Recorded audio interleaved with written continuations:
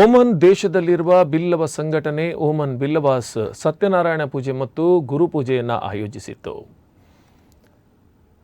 ಪುರೋಹಿತರಾದ ಚರಣ್ ಶಾಂತಿ ನೇತೃತ್ವದಲ್ಲಿ ಭಗವಂತ ವೆಂಕಟರಮಣನ ಪವಿತ್ರ ಸಾನ್ನಿಧ್ಯ ಸೃಷ್ಟಿಸಿ ದೇವಿ ಪದ್ಮಾವತಿ ಸಮೇತ ಭೂದೇವಿಯ ಭವ್ಯ ಪ್ರತಿಷ್ಠಾಪನೆಯೊಂದಿಗೆ ಭಕ್ತಿಭಾವದ ದೇವರ ಕಥೆ ಹಾಗೂ ಮನಮೋಹಕ ರೀತಿಯಲ್ಲಿ ಪೂಜಾ ಕೈಂಕರ್ಯಗಳು ನೆರವೇರಿಸಲ್ಪಟ್ಟವು.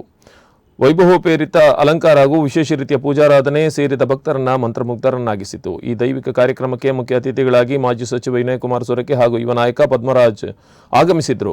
ಕಾರ್ಯಕ್ರಮದ ಅನ್ನಪ್ರಸಾದ ತಯಾರಿಯ ನೇತೃತ್ವವನ್ನು ಸಂಘದ ಯುವಕರೇ ವಹಿಸಿದ್ದು, ಸುಮಾರು 1600ಕ್ಕೂ ಮಿಕ್ಕಿದ ಭಕ್ತರಿಗೆ ವಿವಿಧ ರೀತಿಯ ಖಾದ್ಯ ಪ್ರಸಾದವನ್ನು ಅಡುಗೆ ಮಾಡಿ ಬಡಿಸಿದ್ದು ಅತಿ ಶ್ಲಾಘನೀಯವಾಗಿತ್ತು. ಸಂಘದ ಬಹಳ ಕ್ರಿಯಾಶೀಲ ಸ್ವಯಂ ಸೇವಕರ ದೊಡ್ಡ ತಂಡ ದೇವರ ಅಲಂಕಾರದಿಂದ ಹಿಡಿದು ಸುಸಜ್ಜಿತ ಸಭಾಂಗಣದ ವ್ಯವಸ್ಥೆ, ಅಲಂಕಾರ, ಅಡುಗೆ ಹಾಗೂ ಪ್ರಸಾದ ವಿತರಣಾ ಕಾರ್ಯವನ್ನು ಅಚ್ಚುಕಟ್ಟಾಗಿ ನೆರವೇರಿಸಿದರು.